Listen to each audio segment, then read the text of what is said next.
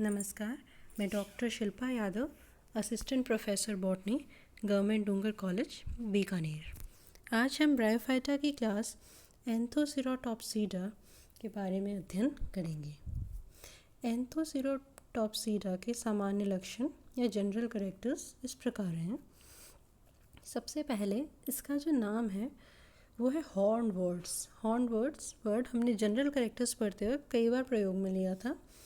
तो अब आप समझ गए होंगे कि एंथोसिरोटॉप्सीडा के जो मेंबर्स हैं उन्हें ही हॉर्न वर्ड्स कहते हैं।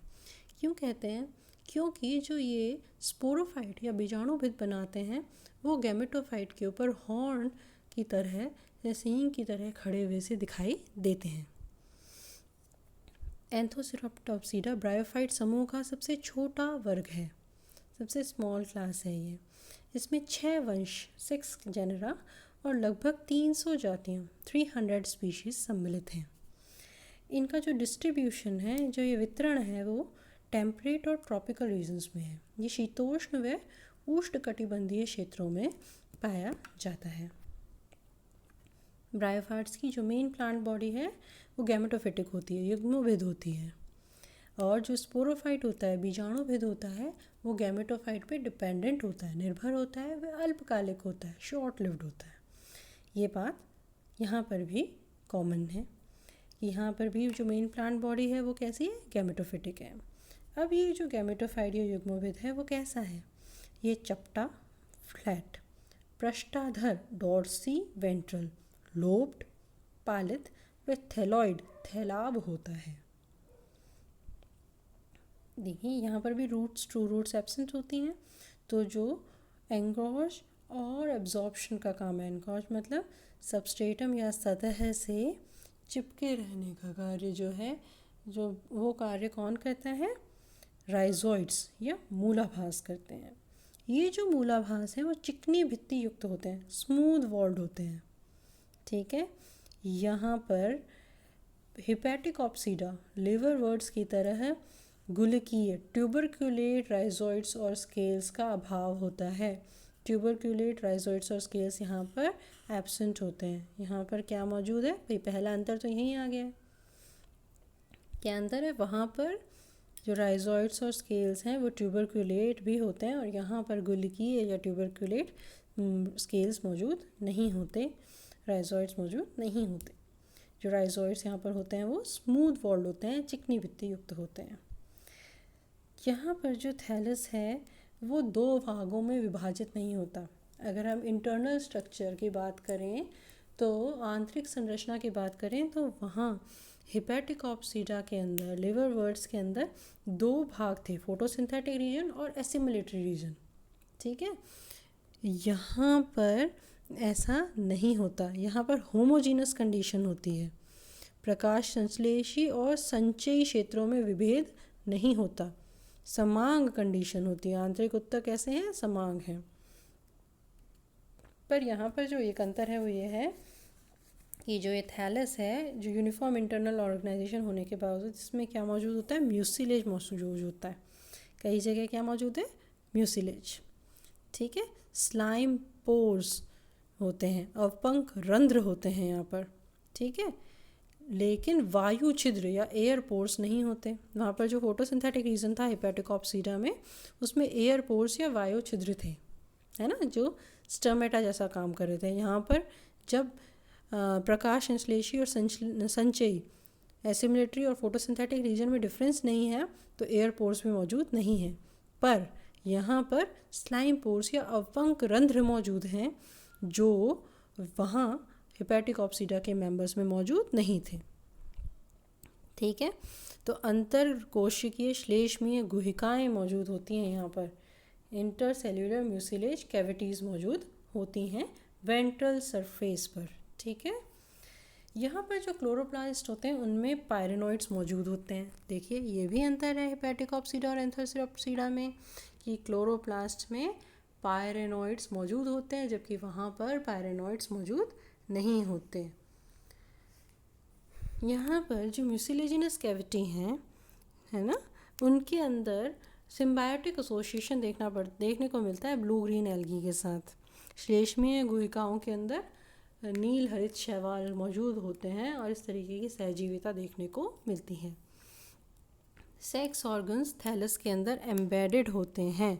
सेक्स ऑर्गन्स जो हैं वो अंतः स्थापित होते हैं, ठीक है। स्त्रीधानी और पुंधानी अंतः स्थापित होते हैं काय में, थैलाब में, ठीक है। जो आर्किगोनिया है वो डोर्सल एपिडर्मल सेल से डेवलप होती है। वहाँ पर किससे हो रहे थे? सुपरफिशियल सेल से। यहाँ पर अंतर क्या है कि आर्किगोनिया जो है वो डोर्सल एपिडर्मल सेल से डेवलप होती हैं, जबकि एंथ्रीडिया डोर्सल हाइपोडर्मल सेल से डेवलप होते हैं, ठीक है। पुंधानी अपाक्ष सतह के अधः त्वचीय कोशिकाओं से विकसित होती हैं, जबकि स्त्रीधानी अपाक्ष सतह की पूर्णतः अंतः स्थापित होती है और विकास इनका ऊपरी बाह्य त्वचीय कोशिकाओं से होता है, ठीक है। बीजाणुबीज जो है उसके अंदर जो कैप्सूल होता है वो लॉन्ग सिलेंड्रिकल होता है, बेलनाकार व रैखिक होता है, जिसके कारण इसका नाम क्या है? इसी कैप्सूल की वजह से इसका नाम क्या है? हॉर्न वर्ड्स, ठीक है। और स्मॉल मेरिस्टेमेटिक सीटा होता है इसमें, बेल है ना, और कंदील फुट होता है, बल्बस होता है फुट, ठीक है। स्पोरोजीनस टिश्यू डेवलप करता है एम्फीथीशियम से। हेपेटिक ऑप्सीडा में किससे हो रहा था? एंडोथीशियम से। कैप्सूल वॉल 3 से 4 लेयर थिक होती है और उसमें स्टोमेटा मौजूद होते हैं। वहाँ कैप्सूल के अंदर स्टोमेटा मौजूद नहीं होते। सूडो इलेटर्स मौजूद होते हैं यहाँ पर, ठीक है। ऐसे इलेटर्स जिनमें थिकनिंग बैंड्स नहीं होते हैं उन्हें हम सूडो इलेटर्स कहते हैं। अब क्लास इस बात को ख़त्म करने से पहले याद रखने के स्तर पे मैं आपको एक बार फिर से बताती हूँ कि अंतर क्या क्या है। पहला अंतर, हेपेटिक ऑप्सीडा के अंदर जो राइजोइड्स मौजूद होते हैं वो स्मूथ वॉल्ड और ट्यूबरक्यूलेट होते हैं, है ना, गुलकीय भी होते हैं, ठीक है। जबकि एंथोसिरोप्सीडा के अंदर जो राइजोइड्स हैं वो सिर्फ और सिर्फ स्मूथ वॉल्ड हैं। वहाँ पर जो स्केल्स मौजूद होती हैं यहाँ पर स्केल्स मौजूद नहीं होती। वहाँ पर जो सुक्काय है, जो थैलस है, वो उसकी आंतरिक संरचना की बात करें तो वो फोटोसिंथेटिक और एसिमुलेटरी रीजन में डिवाइडेड होता है, डिफ्रेंशिएटेड होता है, प्रकाश संश्लेषी व संचयी क्षेत्रों में विभेदित होता है। जबकि एंथोसिरोप्सीडा के अंदर सिर्फ सारे के सारा जो आंतरिक उत्तक है वो कैसा है? समांग है, होमोजीनस है। वहाँ फोटोसिंथेटिक जो रीजन है उसमें एयर पोर्स मौजूद होते हैं, वायु छिद्र मौजूद होते हैं, यहाँ पर वायु छिद्र मौजूद नहीं होते। एंथोसिरोप्सीडा के अंदर अंतराकोशिकीय श्लेष्मीय गुहिकाएँ होती हैं और थैलस की जो निचली सतह है, वेंट्रल सरफेस है, वहाँ पर अवपंक रंध्र होते हैं, स्लाइम पोर्स होते हैं, जबकि हेपेटिक ऑप्सीडा में ऐसे कोई स्लाइम पोर्स या अवपंक रंध्र मौजूद नहीं होते, ठीक है। हेपेटिक ऑप्सीडा के मेंबर्स में क्लोरोप्लास्ट के साथ पायरेनॉइड मौजूद नहीं होता। एंथोसिरोप्सीडा के मेंबर्स में क्लोरोप्लास्ट के साथ पायरेनॉइड मौजूद होता है, ठीक है। आगे बात करते हैं सेक्स ऑर्गन्स की। तो यहाँ पर हेपेटिक ऑप्सीडा में आर्किगोनिया और एंथ्रीडिया, पुंधानी और स्त्रीधानी, दोनों सिंगल सुपरफिशियल सेल से डेवलप होते हैं, जबकि यहाँ आर्किगोनिया डोर्सल एपिडर्मल सेल से और एंथ्रीडिया डोर्सल हाइपोडर्मल सेल से डेवलप होता है। वहाँ पर भी स्पोरोफाइट जो है वो फुट के सीटा कैप्सूल में डिवाइडेड है, यहाँ पर भी फुट सीटा कैप्सूल में डिवाइडेड है, पर वहाँ पर जो कैप्सूल है वो छोटा ही है। यहाँ पर जो कैप्सूल है वो लॉन्ग एंड सिलेंड्रिकल है, ठीक है। कैसा है? बेलनाकार व रैखिक है। और इस कैप्सूल के अंदर स्टोमेटा भी मिलते हैं और इस कैप्सूल के इतना लंबा होने की वजह से ही इसका नाम हॉर्न वर्ड्स है, ठीक है। तो वहाँ पर ऐसा नहीं है हेपेटिक ऑप्सीडा में, और यहाँ पर कैप्सूल लॉन्ग सिलेंड्रिकल होने के बाद साथ में स्टोमेटा मौजूद है। अगला पॉइंट जो बेहद आवश्यक है वो ये है कि वहाँ जो स्पोरोजीनस टिश्यू है, हेपेटिक ऑप्सीडा में जो स्पोरोजीनस टिश्यू है वो एंडोथीशियम से बनता है, और यहाँ एंथोसिरोटॉप्सीडा में स्पोरोजीनस टिश्यू एम्फीथीशियम से बनता है, ठीक है।